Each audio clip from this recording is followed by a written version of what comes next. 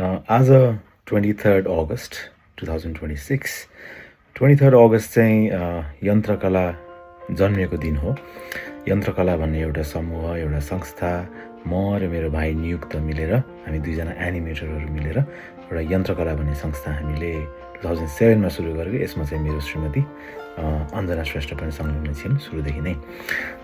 2007 मा युट्युब चाहिँ 2005 बाट सुरु भएको सायद, र 2 वर्ष जस्तो भएको थियो युट्युब सुरु भएको।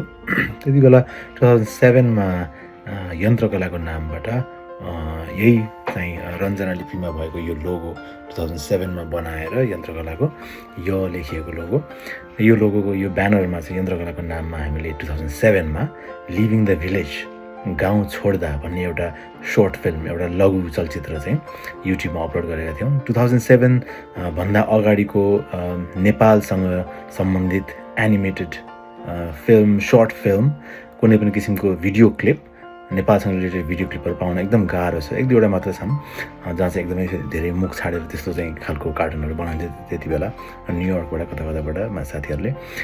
तर 2007 चाहिँ मा अपलोड गरेको यो लिभिङ द भिलेज भन्ने सर्ट फिल्म नेपालको, यो चाहिँ one of the earliest, one of the oldest नेपालसँग related animated video clip short film हो।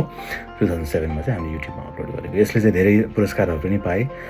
कम्ब्रिया, यो युकेमा, नेदरल्यान्डमा र अमेरिकामा पनि हामीले डिफ्रेन्ट धेरै चाहिँ फिल्म फेस्टिभलहरूमा, चलचित्र महोत्सवहरूमा चाहिँ लिभिङ द भिलेजलाई प्रदर्शन गरिसकेका थियौँ त्यति बेलै 2007 मा। र 19 वर्ष अगाडि हामीले यो बनाएको सानो चलचित्रबाट सुरु गरेर हामीले पछि 2017 मा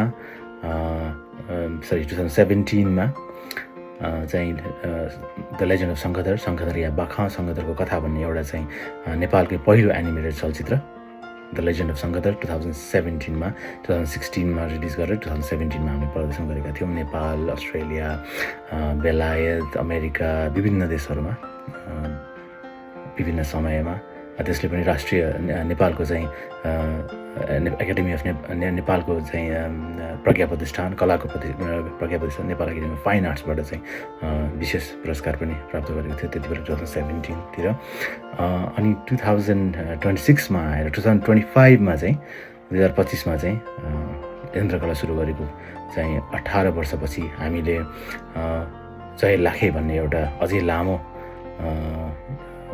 नेपालको एनिमेटेड फिल्म 1 घण्टा 15 मिनटको, शङ्खधर चाहिँ 45 मिनटको फुल फिचर लेन्थ पूर्ण चलचित्र हो भने जय लाखे भन्ने 1 घण्टा 15 मिनटको फिल्म चाहिँ हामीले गत वर्ष रिलिज गऱ्यौँ नेपालमा।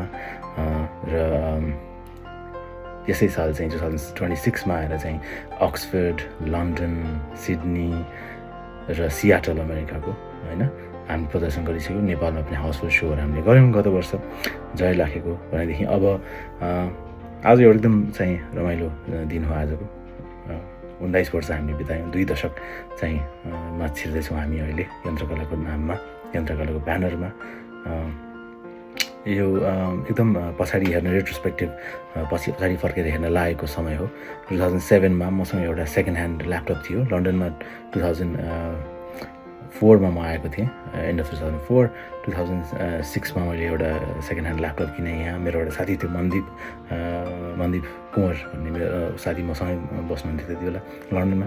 अनि साथीले चाहिँ मलाई एउटा ठाउँ देखाउनु जहाँ चाहिँ गएर हामीले सस्तोमा ल्यापटपहरू किन्न सक्छौँ होइन लन्डनमा। अनि त्यहाँ गएर चाहिँ हामीले सेकेन्ड ह्यान्ड ल्यापटप एउटा किन्यौँ मेरो लागि। र स्यामसङको सानो ल्यापटप थियो, एकदम थोत्रो ल्यापटप थियो त्यो एउटा।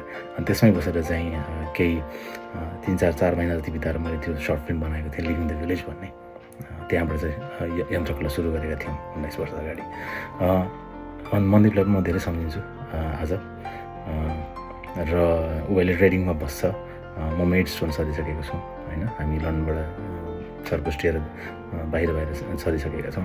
तर जे होस्, जय लाखेको चाहिँ एकदम राम्रो पर्फर्मेन्स भइरहेको छ ठाउँ ठाउँमा, देश विदेशमा। मैले घरिघरि सेयर गर्ने गरेको छु। जय लाखेले अहिलेसम्म 12वटा विभिन्न देश विदेशका चाहिँ विभिन्न चलचित्र महोत्सवहरूमा 12वटा चलचित्र महोत्सवमा चाहिँ हामीले अफिसियली सेलेक्टेड भइसकेका छौँ। स्क्रिनिङ भइसकेको हुनेछ र 6वटा त हामीले एकदम best film winner, best animated film इत्यादि होइन अवार्डहरू पनि पाइसकेका छौँ विभिन्न देशबाट र विश्वकै 6वटा चाहिँ महाद्वीप 6 कन्टिनेन्ट्समा चाहिँ हामीले स्क्रिनिङ गरिरहेछौँ जय लाखेको एकदमै राम्रो चाहिँ यसको जर्नी भएको छ एकदम सुखद र एकदम सन्तोषजनक चाहिँ यो यात्रा रहेको छ 19 वर्षको यन्त्रकलाको र सायद भविष्यमा Nepali animated film Nepali animation चलचित्रहरू बनाउन इच्छुक बनाउन खोज्ने बनाउने सपना देख्ने युवाहरूलाई चाहिँ सायद केही हामीले यो फिल्म हामीले केही सिकाउनु पर्दैन अहिलेको चाहिँ युवाहरू एकदमै जान्ने सुन्ने छन् एकदमै पढे लेखेका छन् होइन एनिमेसनको बारेमा उहाँलाई धेरै थाहा छ हामीलाई भन्दा पनि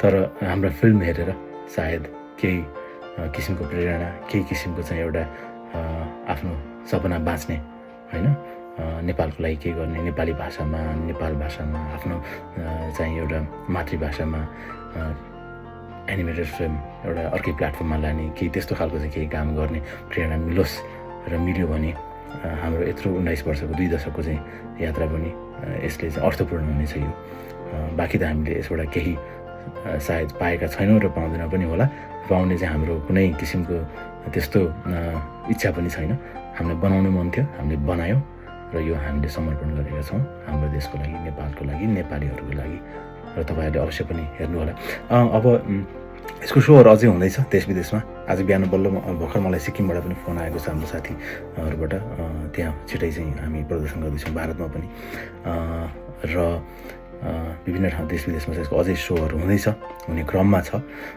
लन्डनमा यसको अन्तिम सो हामी गर्दैछौँ नेपाली भाषामा पहिला हामीले नेपाल भाषामा गरेका छौँ नेवारी अथवा नेपाली भाषा नेपाल भाषामा अब चाहिँ हामी नेपाली यो यसको चाहिँ खस भाषा नेपाली यसको चाहिँ ओरिजिनल चाहिँ सतीमोहन जोशीले लेख्नुभएको नेपाली भाषामा हो यो काव्य यो एउटा चाहिँ नाटक र यो फिल्म नेपाली भाषामा हामीले अब लन्डनमा सो गर्दैछौँ यही 6 तारिक सेप्टेम्बरको 6 तारिक हामीले एउटा अन्तिम सो गर्दैछौँ त्यसमा चाहिँ अवश्य पनि आउनु होला सहयोग गर्नु होला साथ दिनु होला मन पराउनु होला हेर्न आउनु तपाईँलाई अवश्य मनपर्छ यो फिल्म लन्डनमा हेर्न आउनुहोस् ट्राम्पसेड थिएटर वुलिजको ट्राम्पसेड थिएटरमा चाहिँ हामीले दिनको 6 बजे